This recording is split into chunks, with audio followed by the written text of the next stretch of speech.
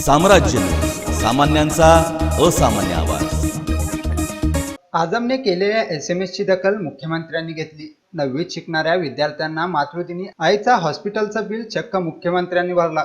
ही सत्य घटना आहे सोलापुरातली।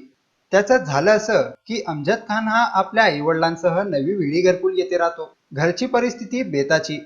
आई विडी वळण्याचा काम करते तर वडील बांधकामावर मजूर म्हणून जातात। अचानक आई परवीन खान यांच्या पोटात दुखू लागल्याने तिला कुमठेकर हॉस्पिटलमध्ये उपचारासाठी दाखल करण्यात आलं। मात्र त्यांना किडनी स्टोन असल्याचे डॉक्टरांनी सांगितले। ऑपरेशनसाठीचे लागणारे पैसे सांगितले। उपचारासाठी इतके पैसे नसल्याने वडील अस्वस्थ झाले। पैशांसाठी फिरताना अमजद वडिलांकडे पाहत होता।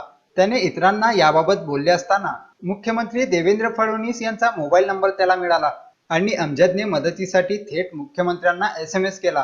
अमजद याने लिहिलेल्या SMS मध्ये सगळे मातृदिन साजरा करत असताना मी मात्र माझ्या आईच्या उपचारासाठी हवालदिल झालोय। मी कसा मातृदिन साजरा करू असा उल्लेख करत मुख्यमंत्री देवेंद्र फडणवीस यांना अमजदने सांगा काका काय करू असा प्रश्न उपस्थित केलाय।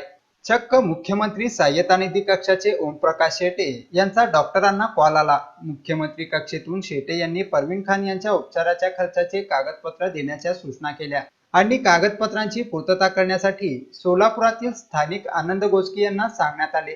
उपचाराचा खर्च मुख्यमंत्री सहाय्यता कक्षातून उचलण्यात आला आणि मातृदिनी चक्क अमजदला आईच्या उपचाराचे पैसे मिळाले। तो आपल्या मुख्यमंत्र्यांबद्दल बोलताना काय म्हणाला ते पहा।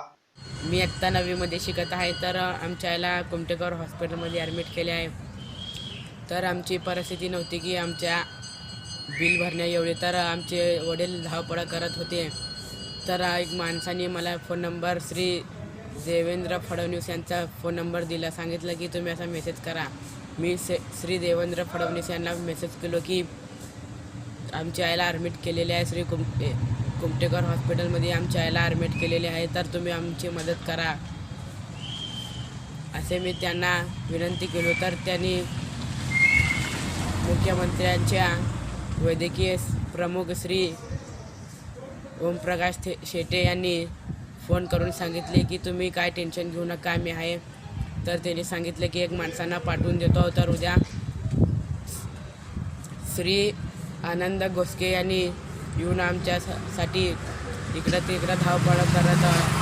मुख्यमंत्री देवेंद्र फडणवीस यांनी केलेल्या मदतीनंतर एक गोष्ट नक्की लक्षात येते की आईच्या वात्सल्याला कोणाचे बंधन रोखू शकत नाही, हे मात्र नक्की।